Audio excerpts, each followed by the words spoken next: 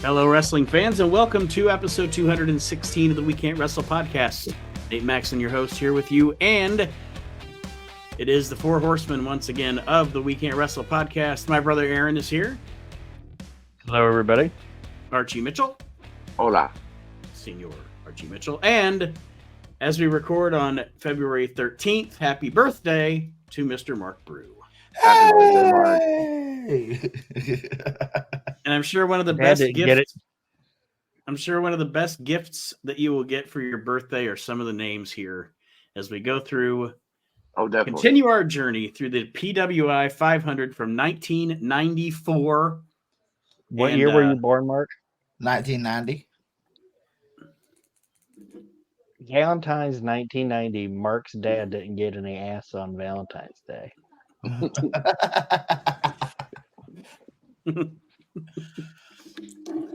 Well, there's Aaron's first stat of the show. And it's a good one, too.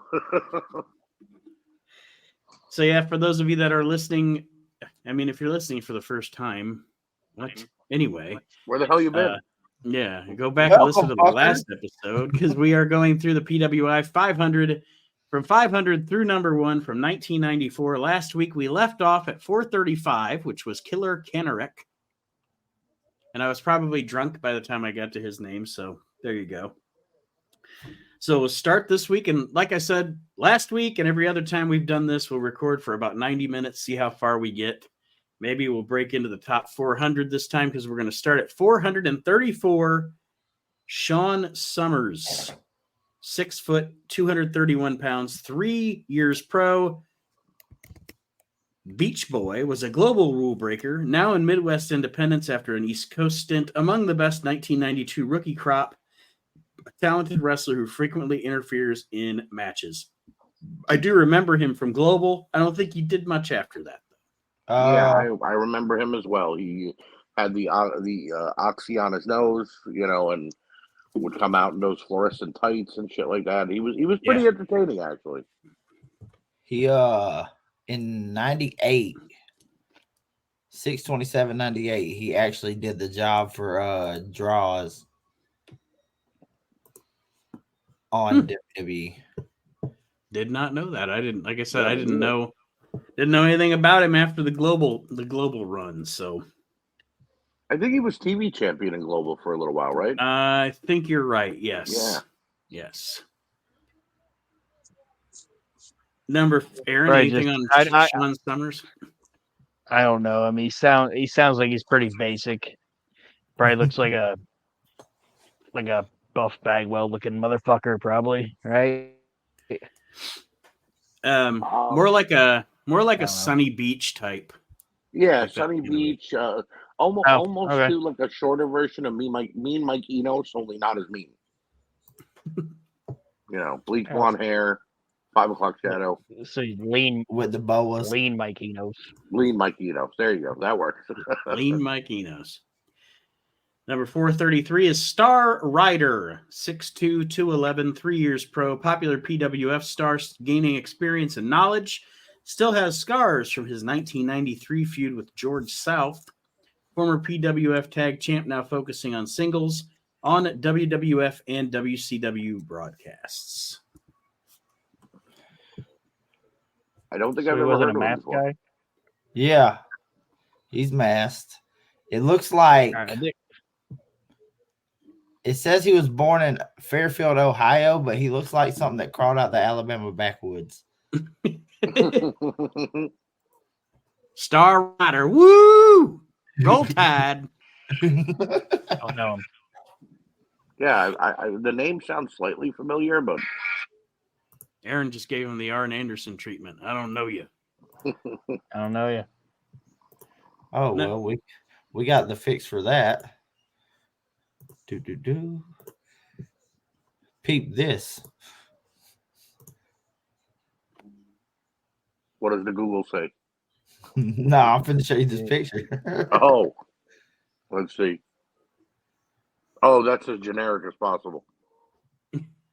Look at that face. How's he Yeah, so I know. low on the list? He should have been like number 500. Like Dr. Evil would say, look at that punum.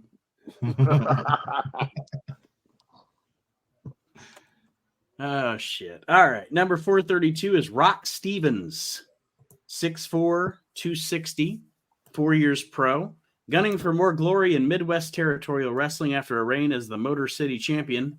Great flying lariat off the top, also known as Punisher Rock Stevens and Scott Stevens. I don't know who that is. So I really can't comment on him.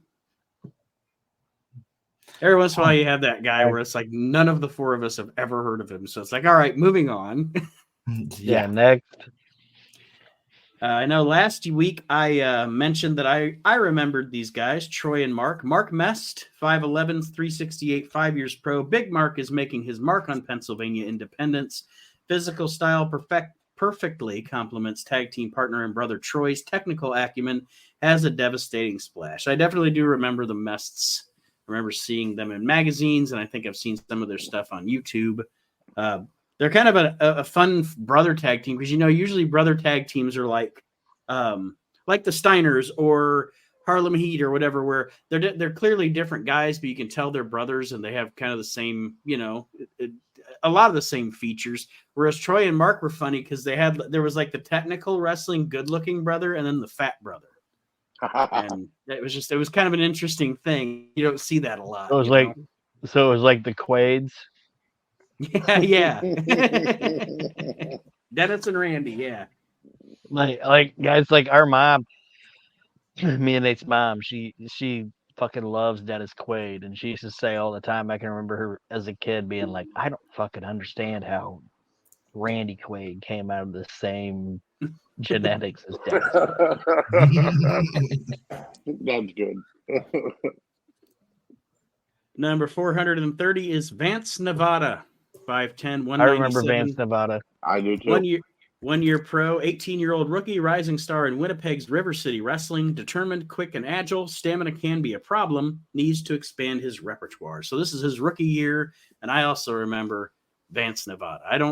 I just remember him in the magazines, really. Just to me, If Baron von Raschke hooked up with some Southern chick. Didn't he go? Yeah, I just remember him. He was like, I think he's Canadian. Yeah, I remember right. Yes. Yeah, he was in that Winnipeg's same. Yeah. Says he's the author too.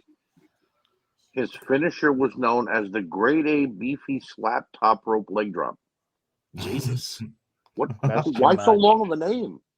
Talk about a mouthful. Because it took him that long to get to the top rope. Probably. Bobby Eaton does it. It's the Alabama Jam. Yeah. This guy does it. It's the beefy leg top rope spinneroonie. What the hell? Say the wacky wild beefaroni leg drop. Yes. I like him. Number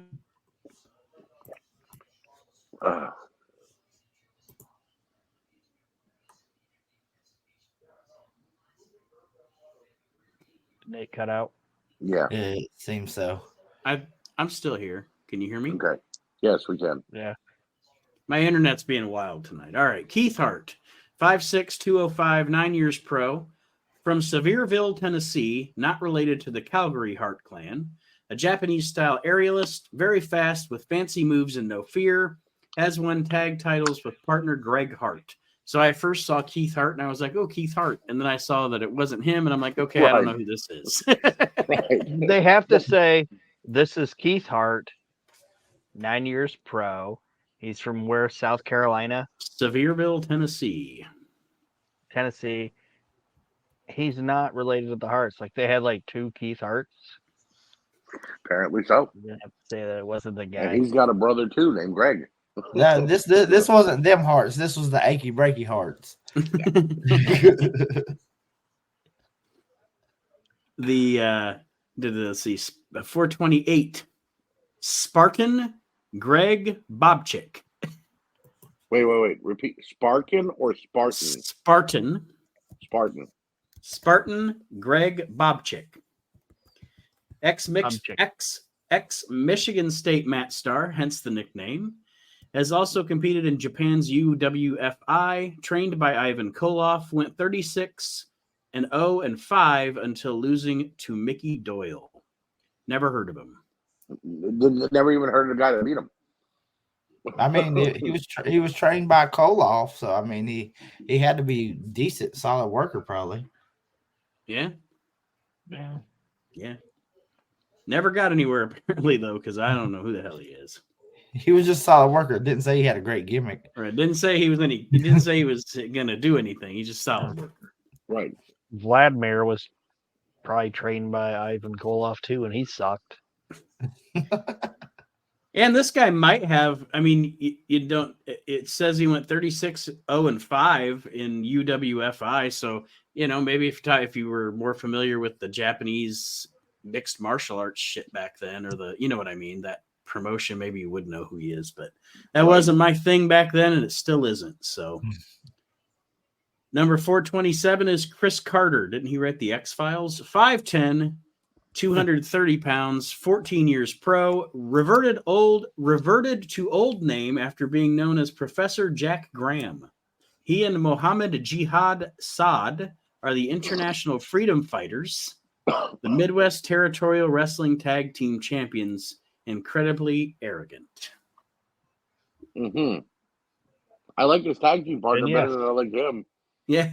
And yes, he did create the X-Files. That's the first thing I thought when I saw the name Chris Carter. I was like, the X-Files guy? Look, Muhammad Jihad, I'm going to retire to go write the X-Files. You keep on keeping on. I have a great idea for a TV series. So right. I made them 500. I'm done. I actually saw a thing in I'm in one of the Facebook groups. One of the Facebook groups I'm in, they talk about stuff like TV shows and movies and stuff too. And somebody had put up, what's your favorite detective show? Right. People are answering, Rockford Files and I don't know, just all these different detective shows. And I had to answer. I had to answer. Mine's the X-Files. I guess I'm a nerd because to me the X-Files is like a nerd's detective show, and I love it. Well, I mean, it's a detective show, no matter how you slice it. I mean, it just so happens to deal with aliens. Yeah, so not something I've ever watched. I'm not frowning upon it or making fun of it. I just never had the time when it first came out to watch it. And I like David Duchovny. That's the funny part. But I just never got enough time to be like, yeah, I'm going to go binge watch X-Files. You know what I mean? Well, and the funny thing is, I didn't watch it when it first started. And I don't want to make this an X-Files show. I'll just go quick. I didn't watch it when it first started. But then when it went into after like the first couple of seasons, and those of you that are young and might not realize what I'm saying here, shows used to go into syndication. Right. Which means that they would be first run on the TV channel that they're on, and then then they'd start running at 5 p.m. on a Fox channel or something every Monday through Friday. But anyway, once the X-Files went into syndication, I saw an episode that was insane where there was this hillbilly family and they were breeding. They were inbreeding with their mother who they kept under the bed. Are you sure this was X-Files? Yes, and I was like, this is insane. And that's the episode of the show that made me go back and say, okay, I need to watch this show because this is wild as fuck. And then I got really into it. Now it's one of my favorites. My craziest one was the Circus Freak one. Yeah, that one's wild too. Yeah. All right, number 426, Tommy Rogers. 5'9", 222, 14 years pro, formerly one half of the Fantastics with Bobby Fulton, generally limits wrestling to Japanese tours, a feisty sort. He and Fulton twice won the WCW U.S. Tag Team belts in 1980. Tommy Rogers I think they mean 1990 here. That's a misprint. It wouldn't be 1980. Yeah, but anyway. What was the misprint? Sorry. Well, it said Rogers and Fulton twice won the WCW U.S. Tag Team belts in 1980. I'm like, no, it was 1990. It was not 1980. Well, they might have they could have been U.S. Tag Team champions in the 80s. I don't know because it says WCW U.S. Tag Champs, not NWA. Yeah, but it's probably just they might have. But anyway. They might have been a misprint. But yeah, Tommy Rogers was the fucking bomb, man. Like that dude was like a fucking machine worker. Mm-hmm. He wasn't. Good, very good in the ring. And I understand why he never made it in the WWF because he was a little guy. And if he would have went there, he probably would have been like in the same vein as like a Tom Zank or a Jim Powers or whatever. But he was. I mean, obviously he was better than those guys, but Tommy Rogers was the fucking shit. Great fucking worker. Didn't him and his tag team partner have a match in WWE where they tried to label them as cruiserweights or light heavyweights when they were trying to make a tournament? Him and Bobby Fulton had a match on Raw. Yeah, in the light heavyweight tournament, which made no sense to me. They should have just brought them in as a tag team, but you know, it is what it is. They had a great match, though. I know that much. They actually showed off pretty well in the ring. Like if people that don't know 80s wrestling, I'd compare like a Tommy Rogers to like a Chris Candido. Yeah, that type I agree. You know what I mean? I agree. Number 425, TJ Jackson, 6'3", 404 pounds, 7 years pro, Miami native in hometown hardcore pro wrestling, has won tag team title with The Miser, volatile tempered rule breaker, has been known to assault fans, promoters, and family members. So apparently this 400-pound fuck beats his wife. I don't know. Oh, yeah. Does he come out? I'm sorry, Miss Jackson. Then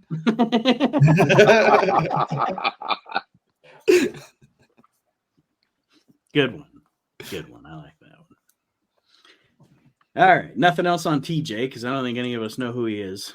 No. 424, King Kalua, 5'10", 247, 10 years pro. What's someone from Hawaii doing on the East Coast Independence? Very well for himself, thank you. Former Pacific heavyweight champion, and also toured Far East and Europe.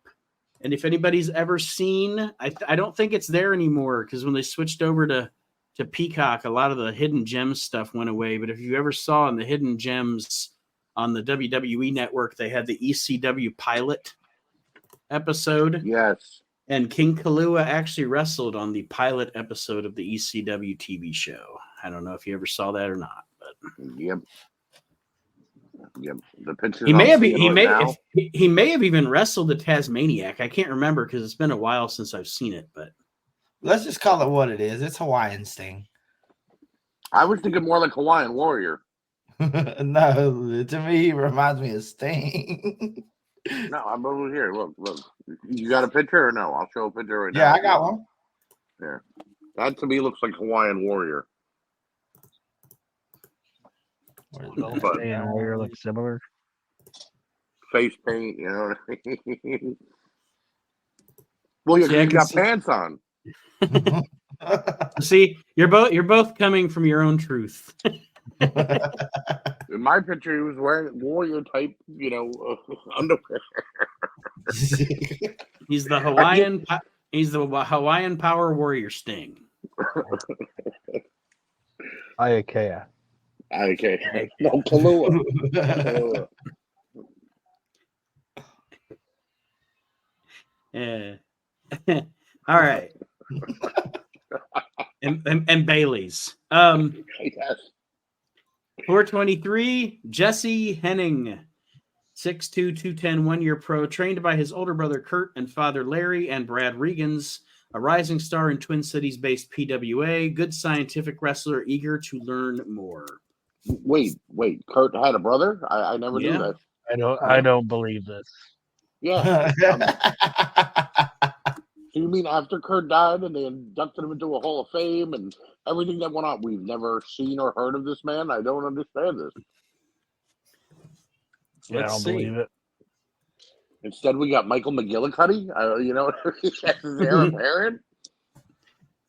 I'm going to see here because the only thing I see is a Daily Motion video where it looks like they're running a show in somebody's backyard. Wow. And I'm just sitting here thinking, this guy made the fucking PWI? Right. Because he told me it was related to Kurt. Like, I'm Mr. Perfect's brother. I want a spot. And I mean, I see a guy in Kurt Hennig looking the tire. So I mean, when he was the Mr. Perfect gimmick. I'm calling bullshit. Yeah, I think it has to be. He might have been trained by Larry the Axe Hennig, and what did you say, Brad Regan or something? Aaron's like, I would have fucking knew if this was his brother. I think we all would have. He's like, I'm a fan and like a super fan.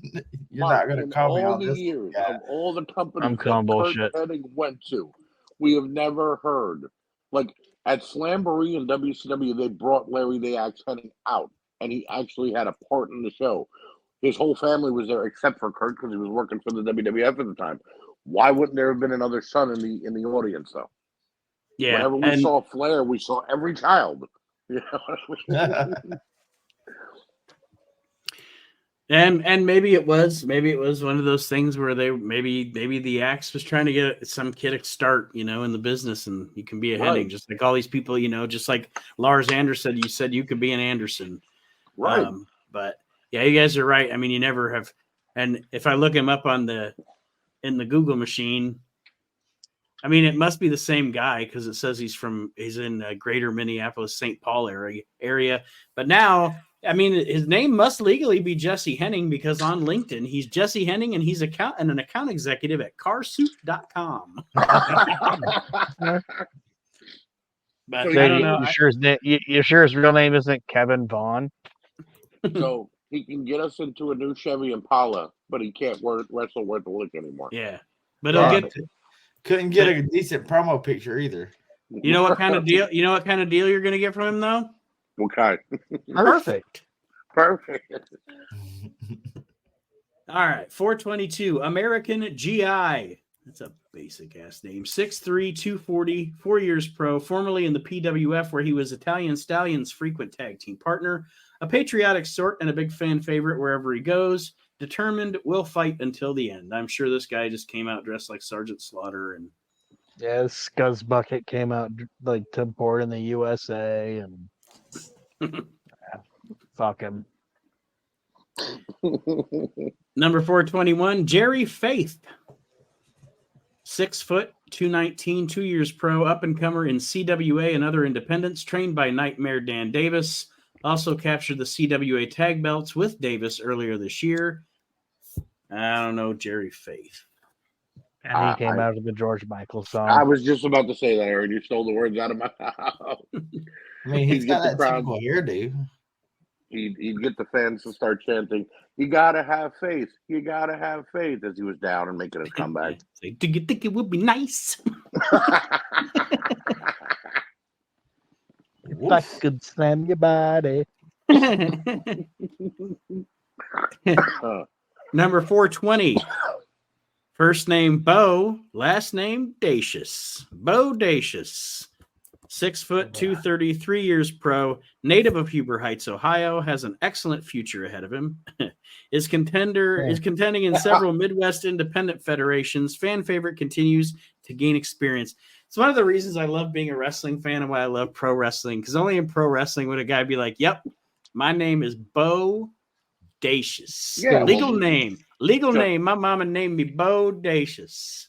Justin. First name Bo, last name Dacious. Bo Dacious. Well, I mean, he had two other names. Nobody would think twice. He had two other names in wrestling, and I believe Bo Dacious was actually not so bad out of all three. What were the other two? Bill Kovaleski and Killer Kent. Bill Kovaleski. Okay. All right. Your ring announcer was like, I can't say that. All right, just call me Bodacious. Yeah. Nicknames were the Dapper Destroyer and the One and Only. Nate, I like when you read has a bright future, you snickered. He was like, yeah, right. I didn't want to be working at Aldi's. Yeah, I didn't want to be mean, but now he's working with that Hennig guy at carsoup.com. And You come out to that Nelly song. Good gracious, ass is bodacious. Bodacious. Number 419 is Barry Houston, 6'1", 210, 6 years pro. Not related to former wrestler Sam Houston, though he's also a Texan. Quick, agile, light heavyweight, competes in Miami-based Atlantic Wrestling Council. Knows virtually every suplex in the book. So he was Taz before he was Taz? I guess so. He's the human suplex machine. He's the Houston suplex machine. There you The go. one picture I find of him, he's got his mouth wide open.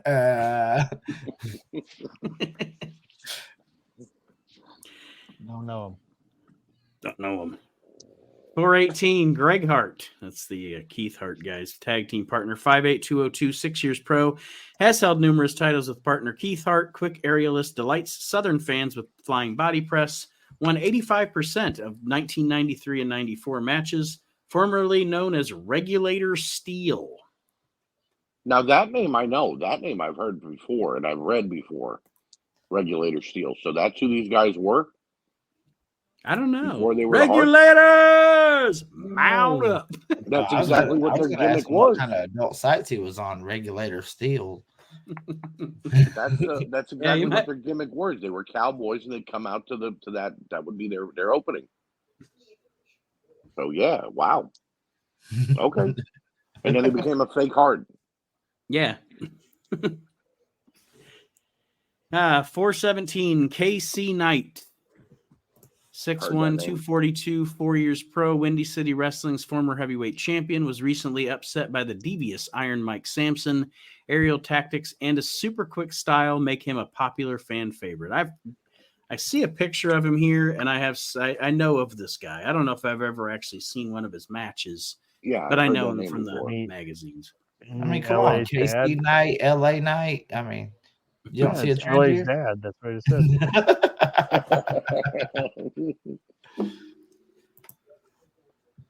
From Kansas City to Los Angeles, it's the Knight family, everybody. That's right. Yeah. Yeah. When Papa got bigger, he moved us all from Kansas City to LA. So I adopted the LA gimmick just to, I like it. One of my favorite things is in the descriptions when the writers of the magazine throw shade at these wrestlers, like this next one. This next one's great. Blaze Bigelow, 6'2", 258, 7 years pro. Shares last name with Bam Bam, but that's about it. I like it when they throw a little shade at the fucking wrestler. That's about him. The fucking song. This Florida ruffian competes solely to dispense pain. Hardly has any ring sense. They're just shitting on this guy. This looks like Archie if he makes his in-ring return. Why did they just write this motherfucker ain't got no wrestling skills? Yeah, why is he on here and not Chad Austin? Jerry's right. This fat dump stumbles around like a fucking retard. Oh, Aaron, is that Jason Maples? It looks like him. Oh God. It is. Wait it a is? second. It is Jason Maples.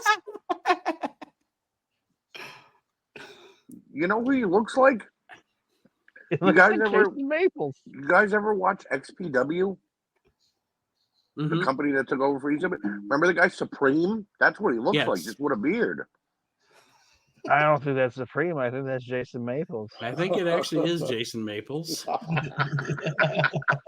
So Jason, I know Jason. Jason, if you're listening, the PWI 594 totally shit on you, brother. I knew that he wrestled as Hurricane. I didn't know he wrestled as Blaze Bigelow. You could tell that this guy was trying to look like Bam. In '94, he read the magazine and was like, "Shit, I gotta change my name." Right. Either that or Bam Bam called him and was like, "You gotta change your fucking name, boy. This is getting bad. You can't moonsault. You can't be a Bigelow." This ruffian. Number 415, Neil Superior. You're not a Bigelow. Huh? Oh. Neil what? Neil Superior, 6'4", 267, 4 years pro, IWCCW and Baltimore area favorite. Still remains a threat to any opponent. Former South Atlantic champion, smooth and scientific, but can brawl if need be. If he wrestled in IWCCW in Baltimore, I bet Chad knows who he is. Has to know him. That's Yeah. what I was gonna say. Like next, if we don't get out of the 400s or whatever, or out of the 300s this week, we need to get Chad on the next show because he might know some of these fuckers. Has to. They'll be ham bone of the week.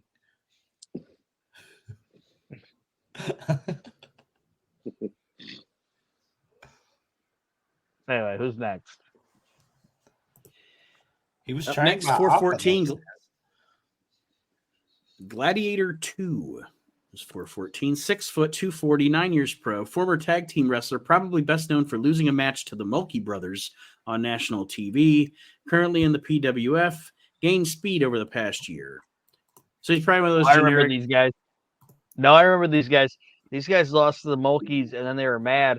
And it was the guy that Shivani, they were interviewing him, and they wore purple outfits, and he was like cutting an angry promo, and as this mask went down his face, like, you know, when like guys have like that triangle thing on over their nose, Mm-hmm. Mm-hmm. you know, it like wound up in his mouth, like Yes. the bottom Yes, part of it. sir, I you're remember it. absolutely right. Yep. Well, I mean, Yeah. how happy He would looked you be fucking if they told ridiculous. you you were going under to the Mulkeys? Hey, the monkeys lost to pretty much everybody except for the Gladiators. Yeah, the Monkey Mania. Multimania. The Number Mulkeys 4, were bump taking motherfuckers. The Mulkeys, you gotta give them credit, man. They take those fucking concrete bumps like a champ. Right? Anyway, I'll say Sorry. this right. I'll say this right now, and I don't give a fuck if anybody listening is offended or not. The Mulkeys were a better tag team than the Young Bucks. They know how to bomb. oh, yeah, They definitely know how to because bomb. they were believable. You know, And there the wasn't Road 500 super kicks. The Road Warriors need somebody to go with. Hey, monkeys, you want a job? Yeah. Number 413, Sunset Sam McGraw, 6'6", 310, 2 years pro. This scary, colossal masked man is the reigning Georgia heavyweight champion. Awesome power. Member of Big Texas Army, which also includes the Flame and Heartless. You know, at least this federation had some creative going on. Right? Yeah, but you can't be a masked wrestler and have a name. Well, he had a nickname. It was I'm Sunset. Sam McGraw. You know what I mean? I don't know if what I'm saying makes sense. But yeah, I'm Sam McGraw, but I'm gonna put my mask on. Well, you just told us you're Sam McGraw, dude. Tonight in that high school gym, the sun is gonna set on you, brother.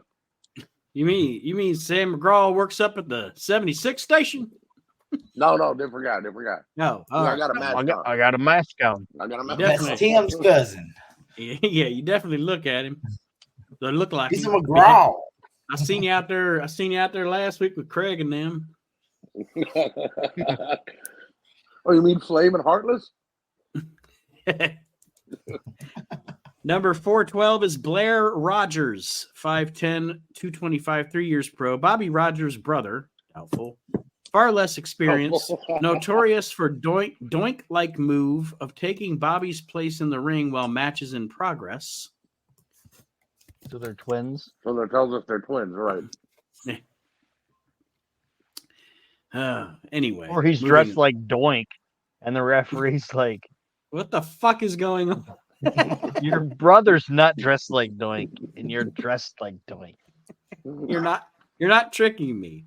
This is the opposite of mass confusion. Both of you have to be dressed like Doink. You're disqualified. I like the referee being very matter of fact. Yeah, like this is stupid. This is stupid. Why are you're I'm going to tell you what was his name? Blair Johnson? Blair Rogers. Blair Rogers? You're a fucking moron. Why are you even dressed like Doink? He's not booked on the show. Why are you dressed like Doink? Hell, Blair Rogers wasn't even booked on the show, but he showed the fuck up. Right, shut up. Come under the ring.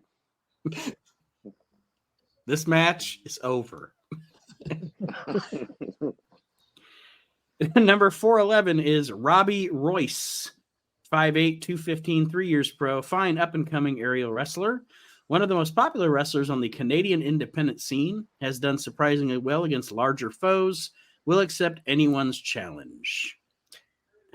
I don't know. I don't think I remember this name. Like at first when I read it, I was like, it sounds familiar, but then I don't know. Maybe it was another Royce.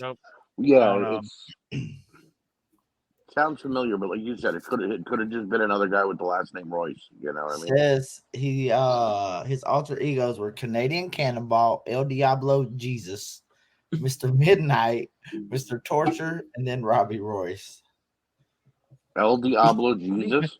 How do you go from El Diablo Jesus to I'm Robbie Royce? Right. Kind of makes, was he wearing a mask as El Diablo Jesus? Or did he come out one night and be like, "Hey, I'm Robbie Royce"? No, you're not. You're El Diablo Jesus. Yeah, you're the devil Jesus. I'm the devil Jesus. sounds like a guy that would be like hanging around downtown, you know. Like, on the street, you kind of avoid him. You know, fuck that devil Jesus guy. He's trying to get $6 out of me as I go to the 7-Eleven. I'm the devil Jesus. I'm the devil Jesus. I'm the devil Jesus. Can you get me a bag of Palmolive? Back off, dude. And for some reason, he's dressed like Doink. You give me a pack of Palmolive and some mac and cheese bites. It was 1994, Nate. There were no mac and cheese bites back then. All right, winter fresh gum then. There you go. Need some Cineburst. I'm the devil Jesus. Woo, Cineburst. Woo, throw it back. Yikes. That shit was nasty.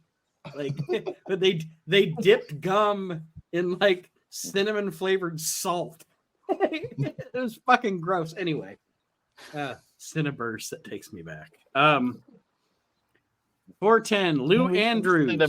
I'm the devil Jesus. Number 410 is Lou Andrews, 6'4", 285, 3 years pro. Big, strong veteran of Pacific Northwest Independence. Veteran? He's only been wrestling 3 years. Laredo, Texas native who loves a good fight as much as anyone. Favorite move is the reverse pile driver. Has a good future, barring injury. What is a reverse pile driver? A tombstone, right? A tombstone. Oh, okay. Yeah, it's a tombstone. Okay. I was imagining that wrong. It's like, okay, you dumped me on my head. Wait, that's your finisher? Lou Andrews setting him up for the wine me, dine me, 69 me. It's the reverse pile driver. All right. You said Lou Andrews? Lou Andrews. Sounds like a comedian. Mm-hmm. Yeah, Louis Andrews. No, Anderson. No, you it's think you're Louis Anderson. Yeah. Wow. No relation to the other Anderson. It does sound like that, though. Like this Friday night at Chuckle Fucks, Lou Andrews. Oh, my God, bro. He looks like he could be Cameron Grimes' daddy. Oh. Let's see. Let's see what the Google is showing you. Share screen. This Saturday at the Chuckle Box. Yeah. He gets in the ring and his promo's like, women be like. This is the guy. Yeah, I mean, he looks like a fucking pro wrestler. You know what I mean? Like he doesn't. I pictured him looking sloppy or whatever, but God, look at that mullet. Visits in the front, party in the back. Get the mullet and the Hogan stash. Number 409, Jim Brunzell, 5'10", 234, 22 years pro, formerly in the WWF, now in Independence, master of the dropkick, formed the High Flyers with Greg Gagne, and they won the AWA tag titles in 1977 and 1981. Jim Brunzell actually wasn't my voice. I don't know why my voice just peaked right there, but Jim Brunzell actually wasn't a bad worker.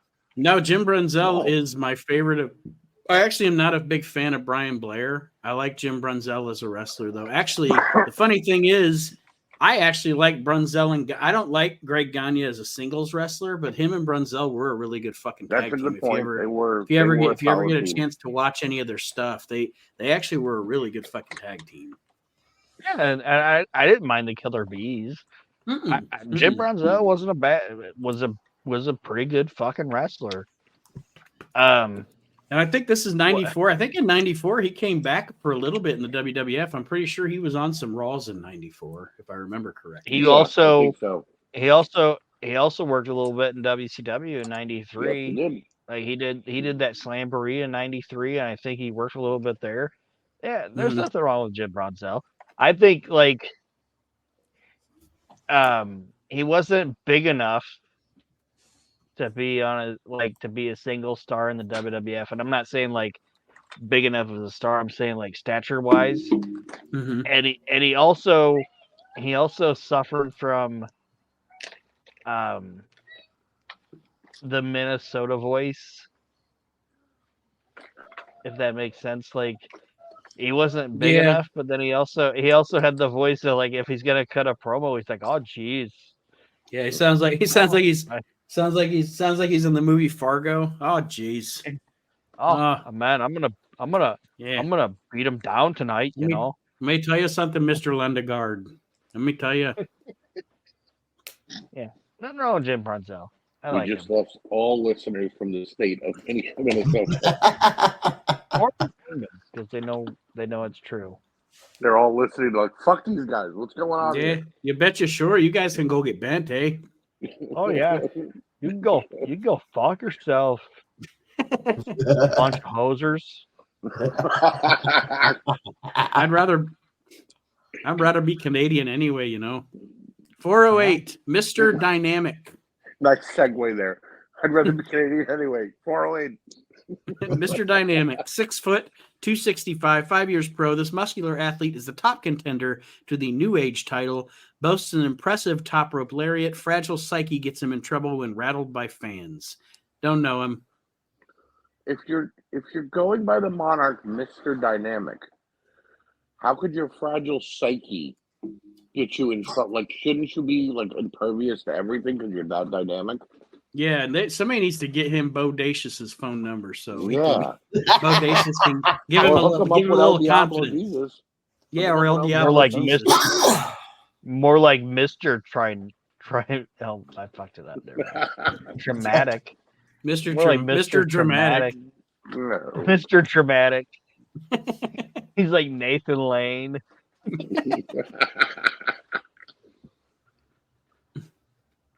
But kick his ass tonight if my anxiety doesn't take over first. Number 407, it's all coming down. Don Morocco. 6'4", 274, 24 years pro. Occasionally competes mostly in Hawaii, where veteran rule breaker now lives. Tough, talented, 2-time WWF Intercontinental Champion. Has also wrestled in ECW. Had longtime feud with Jimmy Snuka. I think pretty much at this time, Morocco is wrapping it up. He had just finished up that stint in ECW. But he's still in ECW, right? Yeah.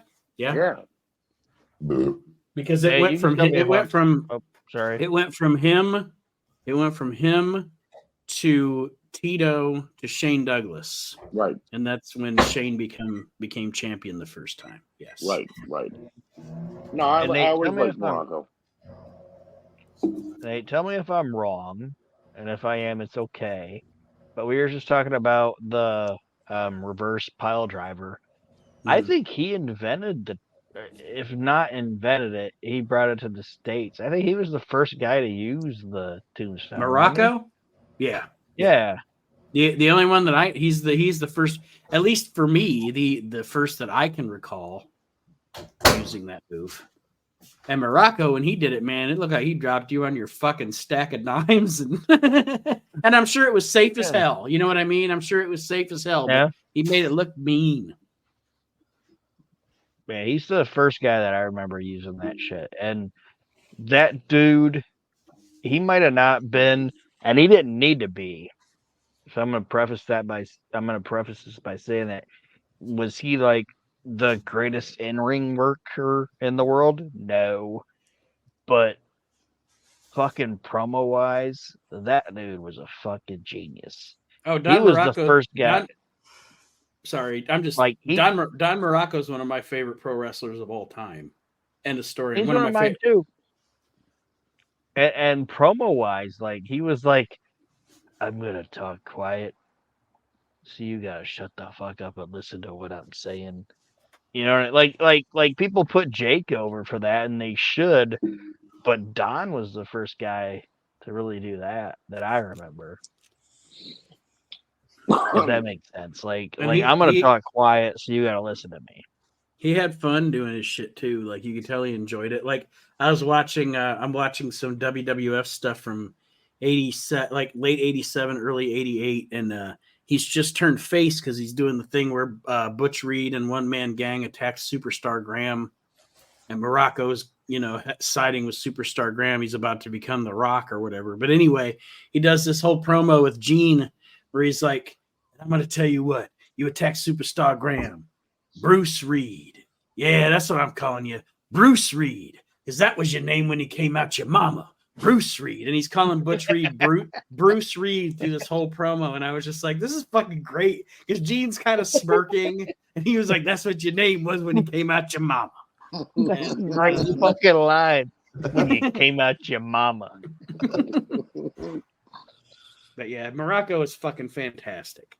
Anybody that says anything otherwise, they're wrong. You know how I am. People can have their opinions about stuff, and I don't give it. But anybody that watches Don Morocco and isn't entertained doesn't want to be entertained. Oh, he was so funny, and when I said wasn't he like in ring work, because like he was a good in ring worker too. Yeah. Even when he got big and bulky, he was still fucking good. There ain't no hole in that game of Don Morocco. Archie, Mark, either one of you got anything? I mean, he's part of one of the damn most legendary spots in fucking history. Mm-hmm. I jumped on him. Yep. And I guarantee you, him as The Rock would have let Cody finish the story. Because he would have been like, I'm tired, brother. Do your thing. I'm tired. Do your thing, I'm tired. I'm old. I knew you, Daddy. I'm old. Knew you, Daddy. I'm tired, man. No, I always liked Morocco. I mean, whether he was a face, a heel, I loved him in ECW because it gave it that. He wasn't quite a legend yet. I mean, he was a legend, obviously, but you get my point. He was still mainstream. That it gave ECW a feel to it, as it wasn't just another indie anymore. So him and Snuka and him, Snuka, Eddie Gilbert. That was what did the trick to make him seem like a Funk. Yeah. And Funk, yeah, obviously, yeah, Terry Funk too. Oh, of course. Number 406 is B. Brian Blair, 5'10", 235, 12 years pro, operates a gym in Tampa, often in Florida Independence. He and Jim Brunzell comprise the Killer Bees tag team in the WWF. Beat a young Rick Rude for the Southern title in 1985. Again, like I said when we talked about Brunzell, I don't like Brian Blair isn't a guy like I'm not like, oh, I hate Brian Blair. But Brian Blair is a guy that is just like Brunzell. I'll watch Brunzell and be all right, it's a Jim Brunzell match. I'm on it. Brian Blair without Jim Brunzell? No, I agree with that. Brian Blair, he was okay. Not one of my favorites, you know what I mean? Jim Brunzell, though, made the tag team. And I think that when they left the WWE, we watched that match with them on that pay-per-view. What was it, UWF or whatever? Yeah. Where they were mass confusion because they couldn't use the Killer Bee name. They were a fun tag team. They were great together. But, it's kind of like what you say about Mike Rotundo, and I agree with it. Where it's like you're never gonna knock Mike Rotunda as a wrestler, but it's like he was boring. Yeah, he was boring. And Brian Blair as a wrestler was boring. I'm not going to sit here and say, oh, Brian Blair was the shits, because he could work. He was just boring. Kind of like Tim Horner too. It's like Tim Horner Mhm. wasn't a terrible wrestler. He was just boring, and that's how I look at Brian Blair. Number 405. Oh, Maybe sorry. that's what the B stood for. B Brian Blair. Well, see, and I always thought that was Boring. funny. It was boring Brian Blair. Number 405 sounds like a hair care product. Number 405 is sashimi. That's definitely a black person hair care product. I had that at Benihana. I had that at Benihana the other night. Sashimi. 6'10", 310, 2 years pro, a huge mysterious grappler who hails from Somalia, among the most vicious rule breakers, currently causing all sorts of havoc on independent cards in the southern states. I've never heard of him, but I like that name, Sashimi. Yeah. Sashimi gives you that great Jerry curl looking hair.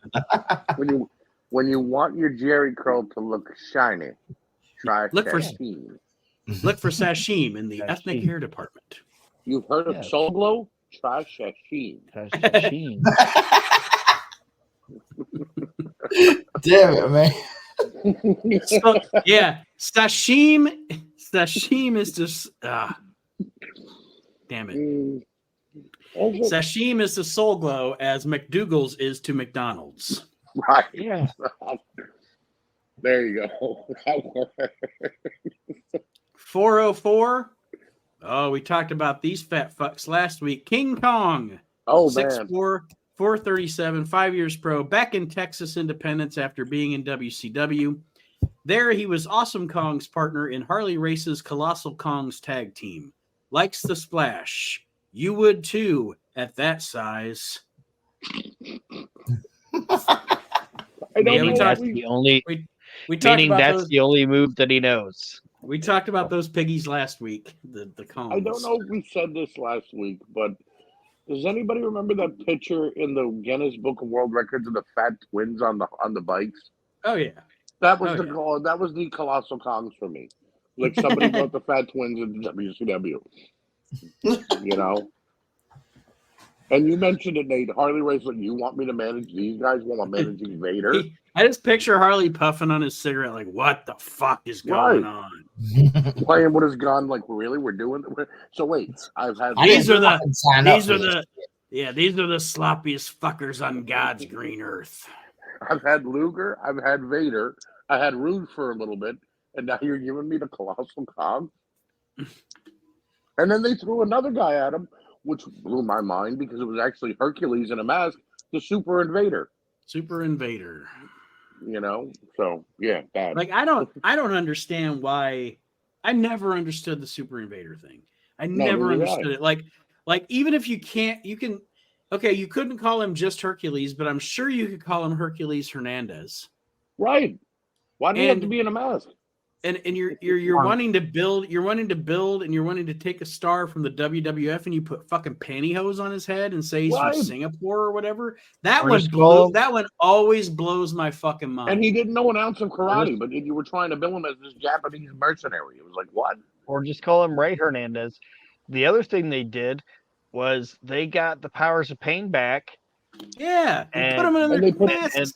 And they put them under the masks and called them the Super Assassins, yeah. And I'll never forget, Aaron, 3 weeks after they debuted, Bobby Heenan was on commentary on Nitro, and he goes, and I know who those guys are under those masks, and I'm willing to tell you if you call the hotline. I'm like, well, of course you do, Bobby. You manage both of them. Yeah. You know? And they took, let's not forget the fact that they took, and he's newsworthy right now, they took Billy Jack Haynes and put him on the fucking mask and made him black blood. They made him black blood, and said he was from a little town in France. From a little town in France. Yeah. And then he looks at the camera and goes, black blood. What the fuck? Yeah, it's like from a little town in France, roll tide. WCW, the land of putting a mask on somebody's face. So there are eras of WCW where it's just like mind-boggling. Right. Like, how did you almost put Vince McMahon out of business? Don't get me wrong. It's serious. Shortcomings too. Like people can shit on Bischoff all they want, but he was the one. He was the one. At least he wasn't mildly retarded. Right. Sorry. Number 403, Wayne Gill. 6 foot 263, 1 year pro. Dwayne's little brother is actually a bit larger. Impressive rookie, trained by Dwayne. They've already held 2 tag titles in the WWA, feuding with the Spiders and Super Jocks. I'm sure this was just some indie guy that Dwayne Gill liked. Yeah, I was gonna ask if it was Dwayne Gill's brother. The Spiders were the headbangers, by the way. Yes, they were. 402, Bobby Rogers. That's the one that didn't dress like Doink. 5'10", 225, 5 years pro. Claims he's Buddy Rogers' grandson and patterns his style after the Nature Boy. Popular in South Florida independents, former UWF light heavyweight champion, is credited with bringing Tatanka into wrestling. I guess we can thank him for that. We can thank him for that. Why wouldn't his brother also claim to being the grandson of Buddy Rogers? Because he claims to be Doink. Good throwback. I like that. Okay. We got another Rogers here. Number 401, Wayne Rogers, 5'11", 229, 21 years pro. Calls himself the king of the Southern Ring, but don't confuse him with Jerry Lawler. Has won titles in SSW and other Dixie independents. Determined veteran from Kingsport, Tennessee. We're not going to confuse him with Jerry Lawler. No. He doesn't. Unless he's got a 14-year-old in the back seat. Yeah, I was. Aaron, I'm so glad you're the one that said it because I didn't know how to properly word it. Well, I got Wayne, Bobby, and what was the other one? Doink. Doink Rogers. Blair Rogers. And Blair. Doink Rogers. To a nicer clown, it couldn't have happened.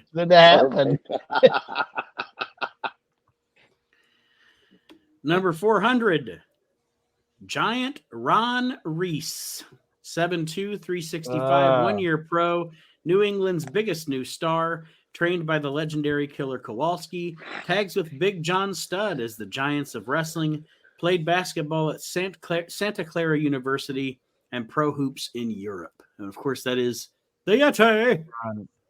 And Big Ron Reese. And he was also, I believe he was known as Big Ron Studd for a little while too. In his career. Big Ron Studd. Yeah. And then when the Yeti didn't work, he was Super Ninja. Yep. Then he was a part of Raven's Flock, which was the best he ever was. Being a part of a group like that was the best thing for a guy like. Well, yeah, because all he kept doing was getting jackhammered by Goldberg. It was just to show how strong Goldberg was. Dude, I was just gonna say, I started watching just chronologically. I'm like, I'll watch 97 through 98, and I know a lot of people shit on Goldberg now, but at that time he was super exciting. Oh yeah. But fucking watching Goldberg pick that big motherfucker up and stand with him vertically for like 12 seconds is super fucking impressive. Yeah, when he did it to him and the Giant, it was, and he, like you said, Aaron, he held him up there. He wasn't just a quick 1, 2, 3, put him down. He would sit there with them, and they were. I don't know if it was their balance, their core strength, or if he was just that freaking strong. But yeah, Goldberg in WCW was unbelievable. And to defend a Big Ron Reese, like Archie said, it wasn't just Goldberg picking the guy up. It was that guy being able to fucking hold his body up like that. Right. And to trust Goldberg not to drop him. Yeah. And then I've heard a couple other like podcasts where they were talking to the workers, and they always made fun of Ron Reese because they said he had T-Rex arms. Like he was like this big guy, but he had like little fucking arms. He was a big midget. But anyway, yeah, I got no hate on Ron. I got no hate on Ron Reese. And like I said, existed. Like I said, and I don't know if it was. I don't know if at that point it was Scott Levy, if he had creative input or whatever. But the smartest thing to do with that guy was to put him in the flock. Yeah, Levy had a lot. Levy, I've listened to interviews with him. Like Bischoff gave him carte blanche on who do you want in the flock. Mm-hmm. He just looked at all the worldwide guys. It was like, I'll take that one. I'll take that one. I'll take that one. Yeah, the only guy he brought in that we never saw before was Sick Boy. But everybody else was already on the WCW roster. Billy Kidman, Reese, Scotty Riggs. You know what I mean? And the only one that wasn't like a joke. I shouldn't say joke because we're all talented people, but the only one that wasn't like just a throwaway worldwide guy was like Perry. You know? Yeah. Saturn was billed a star the minute he walked through the damn door wearing that hoodie. You know, I could remember watching ECW when Saturn broke his leg, and they were devastated for him and Cronus because they were about to win the tag titles again. And then like a month later, I'm watching ECW at night on tape actually because I taped it the night before because it would come on at like 2 a.m. Saturn dropped an elbow from the top of a ladder on one leg. And they made a big deal about it in the ECW arena. And then Nitro's about to start, and here comes Saturn out. Like, shit, WCW stole him from ECW. Number 399 is Mike Anthony, 5'10", 205, 4 years pro, former Windy City Wrestling light heavyweight champion, had many amateur titles to his credit after a 15-year amateur career, has appeared in the UWF and USWA, learned pro wrestling in Mexico. And I do remember Mike Anthony from Memphis stuff. So yeah, I do too. 398, Bam Bam Coulson. I heard he's going to team with Blaze Bigelow, and they're going to become a tag team known as Bam Bam Bigelow. The Bam Bam Bigelows, right. So as not to get sued. And they might get managed by Sir Oliver Humperdinck. Sir Oliver Humperdinck. Yeah, there you go. As played by Blair Rogers. We're just a couple Bigelows. With our Humperdinck. Sorry, I popped myself on that one. We're just a couple Bigelows, and we're hoping to get matched up with Vader. Combine Cactus. It's funny. Combine Cactus Jack's craziness with Big Van Vader's brutality, and you have this future star, Mid-Atlantic champion. And that's all we got. Yeah, he was real over. So it's Abyss. Is it Abyss? Yeah, pretty much. Pretty much, but I think his real name was Chris Parker, so I don't think he. Damn. 397 is Chris Weeder, 6'1", 239, 8 years pro, Ed Atlas's super jock partner, alleged nephew of fitness maven Joe Weeder, formerly competed as Chris the Edge Evans, says he holds the world natural bench press record. Everything about this guy is fake. You said his name the first time, and I thought I could have sworn you said his last name was Wiener. That's why I chuckled. And then I thought you said he was a super jerk partner. Right. Gross. Well, to be real frank. Good one, Mark. Quit hot dogging, Mark. Number 396 is actually a guy that as a kid when he was in Global and then the very short time he was in the WWF, I was actually a mark for this guy. 396 is Big Bully Busick. 6'1", yes. 255, 8 years pro, regularly appears on Georgia Independent cards, famed for his heart punch, something he developed in recent years, former all-star champion, was briefly in the WWF. I actually liked Big Bully Busick when I was a kid. I liked Big Bully Busick too. It was a cool gimmick. He was built like a fucking fire hydrant, but I liked the gimmick. I liked he was like when he'd walk out and he'd pop the balloon with his stogie and shit like that. It was a cool gimmick. Like they should have done more with it, and like he was like a roustabout. You know, I thought it was all right. I thought it was a cool little gimmick. I think a really good tag team would be if this gimmick was around when Santino was doing his shit and partnered with Santino. Well, see, Mike, that's what I'm going to say. What I was going to say, actually, Harvey Wimpleman was his manager, right? Yes. Right. In WWF. They were kind of like, I don't know if you guys remember the episodes of Tom and Jerry, and it was like Spike, the big dog with the bowler hat and the big heavy, with the little dog and his little dog, and then the little yapping dog that would get him in trouble, so he'd have to fix it. That's what I imagine Harvey and Bully was trying to pull off. You know what I mean? The loudmouth with the heavy, you know. So yeah, I liked Big Bully Busick. I did too. Fucking gimmick. He looked like a fucking wrestler. It was he did. God damn it, he looked like a fucking wrestler. He looked like big arms, big Bruiser or chest. something. Yeah. Fuck yeah. I mean, and the handlebar mustache was unbelievable. Really. Fun fact: the little girl that he blew up when he popped her balloon, that was Bobby's kid. Did you know that? Really? I did not know that. That was Bobby Heenan's daughter. Yep.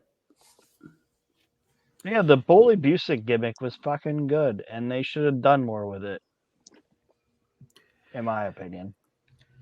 He was in that, and he was booked for that ever-changing 1991 WWF Survivor Series match, like the match that had that was just like Berserker and et cetera, like. That match was funny because it like week after week, like the participants changed in it. Like at one point, this guy was supposed to be in it, and then he wasn't. And then Busick was supposed to be in it, and he got replaced with somebody else. And Hercules was supposed to be in it, and then he wasn't in it. Anyway, number 395 is Mr. Saito, 5'11", 247, 29 years pro. American fans may remember when he teamed with Mr. Fuji in the WWF in the mid-'80s. Former AWA world champion, a regular Japanese competitor despite his years. Ass kicker. Yep. Definitely. He's the guy, he's gone now, but he's a guy kind of like a Haku or a fucking Barbarian where it didn't matter how old that motherfucker would have got. If I was in that room, if I was in a room with him, I'd be like, that guy's scary. I'm not going to fuck with him. And he was, and like I said, he was just an ass kicking some bitch, man. He's probably in there doing neck bridges the whole fucking time. I'm saying, it's like, I'm not fucking with that guy. It's funny because Mr. Saito and Mr. Fuji versus the Strongbows is one of those tag team matches that I watched. I was like, this is terrible, but it was so over. So it didn't matter that it was terrible. Like the match itself is awful. It's so boring and plotting, but the crowd is into it every fucking second. So say what you want. Wrestling ain't always about the best work. You know what I mean? Yeah, but he was a good storyteller in the ring, Nate, because I can remember when WCW did that joint pay-per-view with New Japan, and it was Team New Japan versus Team WCW, and this Mr. Masa Saito walked out, and they're like, and you know, a living legend, and they're like, okay, who's this old guy? I've never heard of him before. And then he had his match, and I remember thinking, wow, ass kicker. You know what I mean? If he could be doing this at this age, what was he doing when he was younger?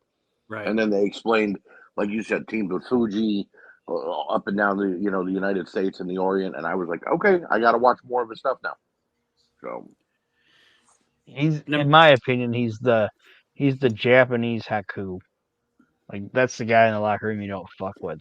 I agree. Yes, I'm massa.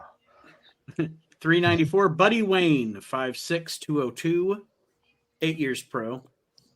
Has done well in Pacific Northwest region despite his smallish size. Everett, Washington native, excels at the crossbody, off the top rope, an intense popular competitor. Sounds familiar. Good for him.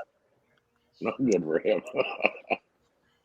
Number 393 is Dwayne Gill, 5'11", 237, 4 years pro. WWA competitor, teams with brother Wayne. They're the two-time tag team title holders. Calls himself a WWF superstar, but not quite. He's a preliminary wrestler at its TV tapings. Can we say that for our era, of wrestling, I'm not talking about a guy that watched wrestling in the 70s because he may have a different, or maybe a guy that watched in the early 80s because he may have a different. But can we say for our generation of wrestling, it's Dwayne Gill and Barry Horowitz are the best job guys? Without a Yeah, doubt. they're the Mulkeys of our generation. Agreed. And he's one of the best parts of the, and I know this guy is going to get a lot of hate, and he should, but he's part of the greatest thing that Vince Russo ever wrote. You mean the whole Gilbert thing? The Deadly Game tournament. Yeah. Yeah. That's the greatest thing Vince Russo ever wrote. And Vince McMahon giving him that big build up and everything. It's fucking great. And it happened years and years and years after this. But he has one of my favorite live wrestling moments ever. He got his ass beat in a fucking independent show Nate and I went to, and then when it was done, he went, "Oh, that guy was bigger than I thought. Sorry," and then left. Sorry. Remember that, Nate? Yes. Said, sorry, like he got his ass beaten. It. Sorry, and left. Apologize to us. The entire crowd. He's like, sorry, and left. But no, Dwayne Gill. I kind of deviated away from what this is, but he is a guy that should be remembered as making guys on TV that maybe weren't the greatest wrestlers in the world look better than they were. Definitely. Like guys like Big Bully Busick. Like he made Big Bully Busick look fucking awesome, And I'm kind of hoping that now that Hunter's kind of running the shit, that guys like that are gonna get the credit they deserve. If that makes sense. Nate, he used to team with somebody in the WWF when they would do tag. They looked almost identical. Barry Hardy. Very Hardy. Yeah. They both had the blonde mullet with the black on the sides and singlets, and they were. I think they were the Turtles, weren't they? Didn't they do that one Turtles match? I think so. Yeah. Yep. All right, number 392. Oh, you didn't know? It's Brian Armstrong, 6'4", 240, 2 years pro, youngest and tallest of the Armstrongs, beginning to make an impact in Smoky Mountain, gradually learning to use his skills, took part in Operation Desert Storm. So his phone was cut back then. Nobody was calling his ass. But yeah, no, I can remember him debuting on WCW Worldwide with Brad in a tag team. And I just kept going, where did this guy come from? Because I knew Scott, I knew Steve, I knew Brad. I'm like, there's more of these guys? Right. Yeah, just crawling out of the woodwork. Yeah. And ironically, he goes on to goes on to huge fame, but not with his family name. So. Right. And the funny part is too, though, he's like the, I don't want to say worst worker, but he's like the least worker of the entire family. You know what I mean? Yeah. Like he had the most charisma out of all of them. He definitely had the most charisma. But he's in ring wise, he's probably the lesser of all of them. Like Brad was the best worker. Right. Brad was the best out of the four, right. And Bob their dad was like a hell of a talk. Like the best Armstrong is Steve. But anyway, I don't want to ramble. I can talk for a minute and a half about the fucking Armstrongs. Number 391, Michael Hayes, 6'1", 255, 15 years pro. The Freebirds have returned, but he's been sidelined for some time with a neck injury. Will always be noted for rivalry with the Von Erichs, among the craftiest of competitors. This is when he came back to WCW for a minute. Yeah. Yep.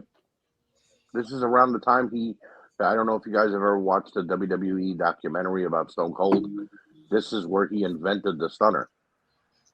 And he called it the 911. He tells a story during that he wanted a devastating move to come down on the chin, and he liked the Ace Crusher, but he didn't like having to jump to do it. So he invented the stunner. He got injured and couldn't use it, so he gave it to, Jimmy Garvin, and Garvin used it in one match against Johnny B. Bad. And then when he got to the WWF and they were working with Austin, Austin's like, I don't like the $1 Million Dream anymore. And he's like, well, I got a move kit if you want to see it. And Austin fell in love with it. So. And he is, he's one of the best talkers in the history of the business. Definitely. There's no doubt about it. And what's that, Aaron? He's also one of the best minds. Yeah. Definitely. I mean, bell to bell, serviceable. But it doesn't matter because, again, he can talk him into the building. So... And I mean, if you watch the thing about World Class, and I know we're talking about 94, but World Class, the Freebirds, Von Erichs, great rivalry. The biggest problem I have with it is in hindsight. And I'll be brief. It's hard to watch World Class when you binge watch it. Okay.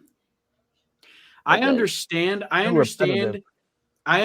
why people back then watching it on Saturday, then waiting till next Saturday, then waiting till next Saturday, then going to the arena. I understand why it worked. But it's hard to binge watch World Class because, like Aaron said, it's too repetitive. Like every week, it's like it's going to be the Freebirds and the Von Erichs or some mix of the Freebirds and the Von Erichs. And if you actually watch the television, very rarely do the Freebirds ever even fucking beat the Von Erichs. Right. Right. So I don't know, and I'm not shitting on it. I'm just saying I see why it was so exciting. I really do. I see why it was so exciting for those people in Dallas and in that area at that time watching weekly wrestling television. But it's hard to binge watch World Class because and I know, like you said, where Hayes was a great personality and maybe wasn't the best worker in the world. But it's kind of like the expression of those who can't play coach. Yeah. You know what I mean? It's like, is Michael Hayes the greatest in-ring worker in the world? No. But he can look at a fucking canvas and tell you how to fucking do it. You know what I mean? Like, he would... It's kind of like that guy wouldn't have made it as long as he did in the WWF if he didn't know what the fuck he was doing. Mm-hmm. Like, is he the greatest in-ring worker of all time? No. But he knows exactly what that fucking company needs. It's kind of it's kind of like Michael Cole. Is Michael Cole the greatest commentator of all time? No. But he might be the greatest. Like, Jim Ross is the greatest commentator of all time, but Michael Cole is the greatest WWE commentator of all time. Yeah. Does that make sense? Good point. Yeah. Good For their style and their product, he's perfect. Yeah. Michael Cole is the greatest, or Mike Hayes is the greatest producer or road agent of all time in the WWE. Because he's been there for fucking ever and he knows exactly what that fucking company needs. That's my opinion. Mark, anything to add about Hayes? Yeah, at one time he looked like a pimp named Slickback. Looks like a pimp now. He does. I swear the pictures that they use for him on cards, he looks like Dog the Bounty Hunter. Yeah, I agree with No, that. Dog the Bounty Hunter looks like Michael Hayes. Yeah, well, same thing. Show some respect. Number 390, Glenn Jacobs, 6'8", 279. Glenn Jacobs? Rookie year. Giant known as Doomsday. Young and intimidating. Reminds some of Sid Vicious, but without the sadistic streak. Has beaten Eddie Gilbert in Puerto Rico. Up and comer. There's an understatement. This is his rookie year. I got to be honest. I don't think he's going to get past this. I don't think he's ever going to be worth anything. I can't put a face of it. Yeah, to it. And it's kind of crazy to think about the fact that he starts in I think late 93, early 94, because he does have that at some point. He's Bruiser Mastino and does a job match on WCW. But it's crazy to think about the fact that he is in his first year in wrestling. He does the job on WCW. He wrestles in the USWA, Puerto Rico, Smoky Mountain, because he's teaming with Al Snow. And then by the end of his second year, he's Isaac Yankem in the WWF, and it's off to the fucking races. And I know he went the few years with the bad gimmicks and all that stuff, but man, can you think of there's very few guys that got that big that quick, you know? Well, it also showed. Oh, sorry. No, go ahead. It also shows that in the wrestling business, as long as you're a nice guy and you just do whatever's asked of you and you show respect to the older people in the locker room, you're going to be all right. You know what I mean? Like Glenn Jacobs, if he would have been a dick and been like, I don't want to be Isaac Yankem, this is fucking stupid. But he took everything that they threw at him and gave it 100% and was respectful to everybody around him. And it also it's kind of like he's almost in the same aspect of like an Owen Hart or whatever. Where have you ever heard anybody in the wrestling business say anything bad about Glenn Jacobs? No. It probably also didn't help that in his first year in the business, he had high-level contact with Eddie Gilbert, Jerry Lawler, Jim Cornette, and Al Snow, who are all people that are giving him super advice on how to make it in the wrestling business. Right. I mean, look, they said shake hands, be quiet, and just do what they ask you to do. Right.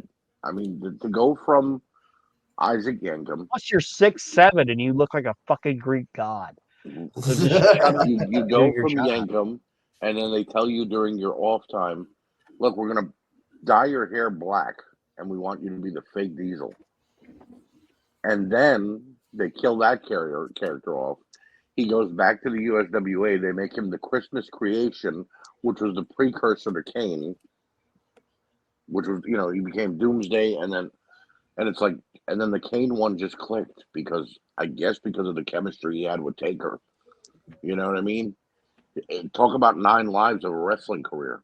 Well, and talk about landing the best fucking WWF gimmick you could ever land. Right.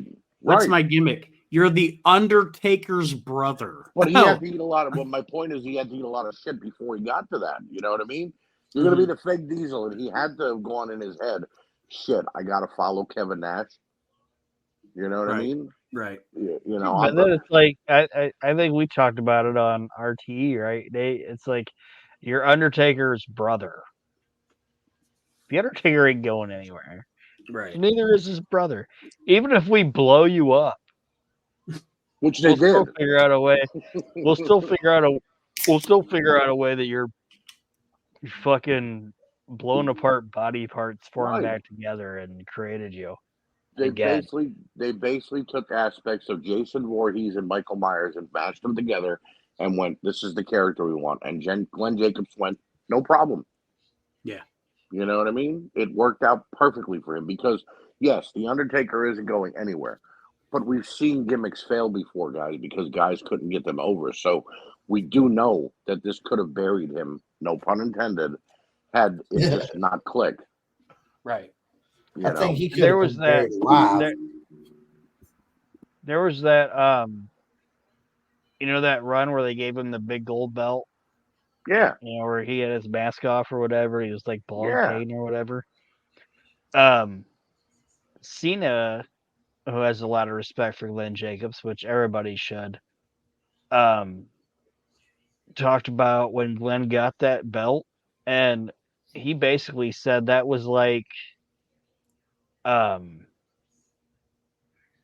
entire locker room basically being like, this guy should get a run. And it was kind of like he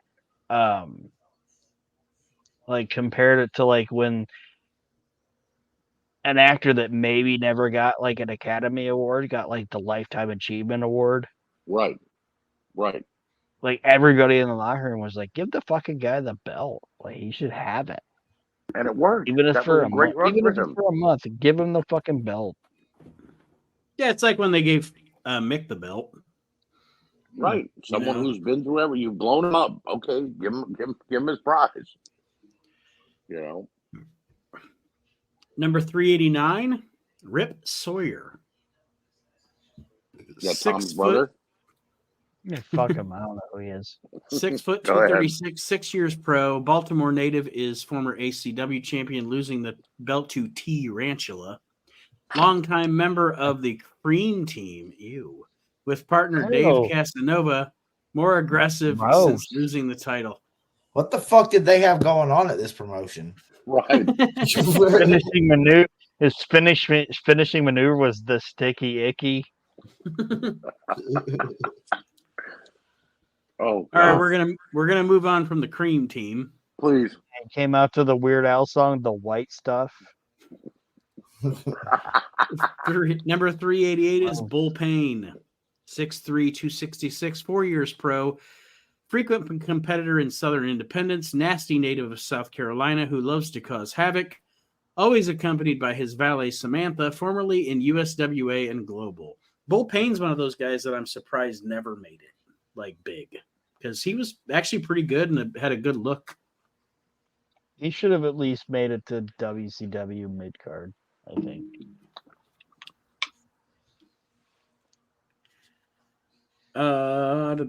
Archie and Mark, anything on Bull Payne?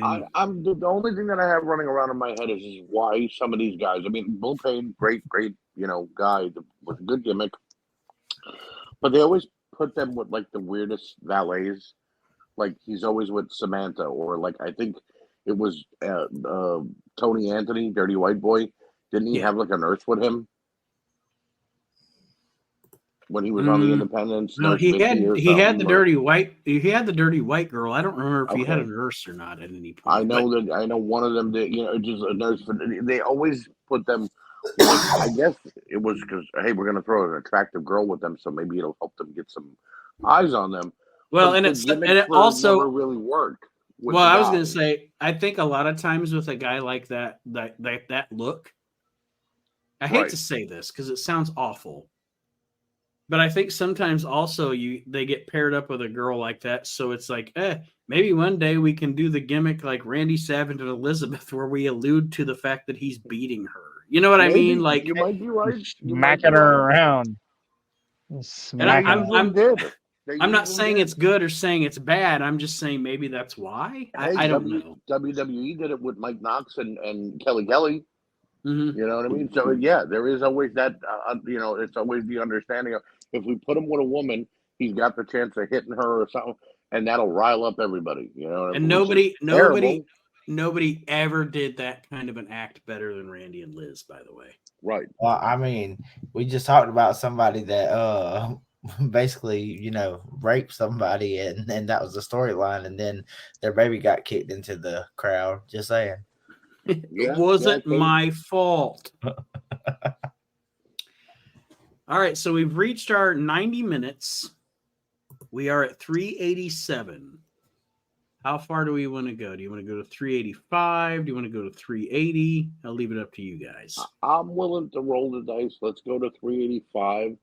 And if we end on like a sour note at 385, let's go to 380. All right. But Sounds that's just good. me. What do you guys think? I'm good. Archie, you made the call. It's good. All right. 387 is Bulldozer. 6'8", 510 pounds. 4 years pro. Gargantuan, trained by Killer Kowalski.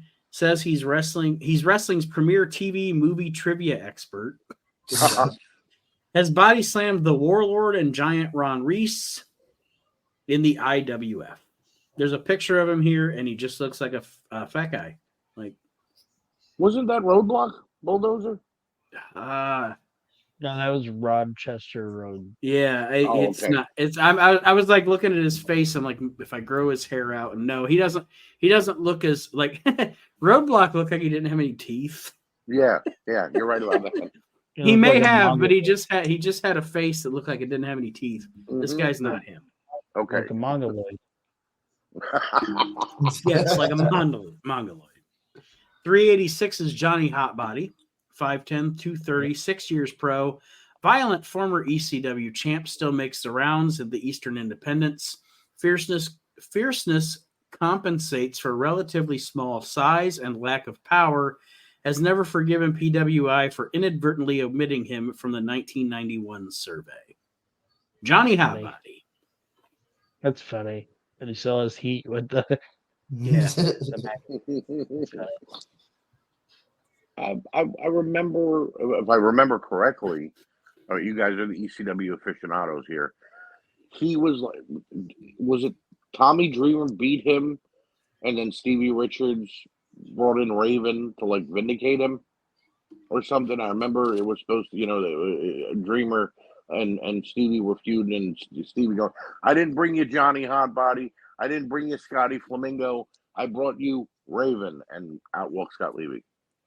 Yeah, Johnny Hotbody was in the mix for that introduction of Raven. Yeah. He was also he was in the initial little Ravens flock thing. Yeah, with him and Tony Stetson. Yeah, there you go. But that's right. I gotta say this, and this is from doing Reliving the Extreme and watching those early episodes of ECW. Mm-hmm. And I know on Reliving the Extreme, we take a comedic approach a lot of times, and we poke fun and we poke holes and everything and all that. But honestly, Stetson and Hotbody were a pretty integral part of the fucking foundation of starting that. That's what I'm saying. Company. That's what I'm saying. Without him, there'd be no Raven Dreamer feud. And they were they were a funny team because they were the Hollywood Blondes, and neither one of them were blonde or whatever. Yeah. But they regional wise, it worked. They were entertaining for what they were. All right, number 385 is Brad Riggins, 6 foot, 248, 14 years pro, renowned as a trainer, but a fine competitor in his own right, former AAU champ. Anytime I say AAU champ, all I can think of is Iron Sheik. Anyway, Minnesota native won the AWA tag team title with Ken Patera in 1989. Technical master. Here's what I'm going to say about Riggins. All right. And for those of you that have that may be younger or whatever, you haven't explored a lot of old wrestling or you're not one of those people that dives into just watching shit you've never seen before. Brad Riggins, and this is not a knock, this is just an observation. Literally, Brad Riggins was Kurt Angle without the charisma. If Brad Riggins would have had charisma, like promo ability and all that jazz, he would have been Kurt Angle before Kurt Angle because he was that fucking good bell to bell. Interesting. I didn't know that. I've never seen him wrestle before. Nate's right, and that's what I was going to say. Is that if he would have been like able to cut promos and all that shit, he would have been a bigger star. But they're not wrong when they said that, like, renowned trainer. There's a lot of guys that owe a lot of their careers to Brad Riggins. All right, so that was 385. Is that who we want to end on, or do we want Yeah, I think that's to a soldier good on to spot. 380? All right, For 385. me, that's good. It's up to you guys, though. I don't mind. I'm here for it. Aaron?